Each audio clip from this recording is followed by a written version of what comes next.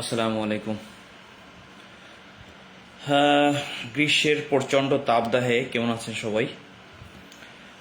সাধারণত এটা আমাদের বাংলাদেশে গ্রীষ্মকাল, কিন্তু বিগত অনেক বছর পরে এবছর টানা বৃষ্টিপাতের অভাব, যার ফলে জনজীবন খুবই অতিষ্ঠ হয়ে উঠেছে। তো এতটাই অস্বস্তি বোধ হচ্ছে শরীরে, মনে হয় যে আসলে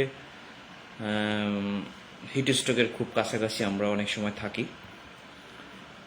তো গরম। আসসালামু আলাইকুম। আমাদের হুজুর অলরেডি জয়েন করেছে। প্রচণ্ড গরম এবং গরম। ভাবলাম আজকে একটা গরমের ভিডিও দিই। এর মধ্যে শিক্ষা প্রতিষ্ঠান খোলা, তা আসলে কিছু করার নাই। শিক্ষা প্রতিষ্ঠান না খোলাও সমস্যা।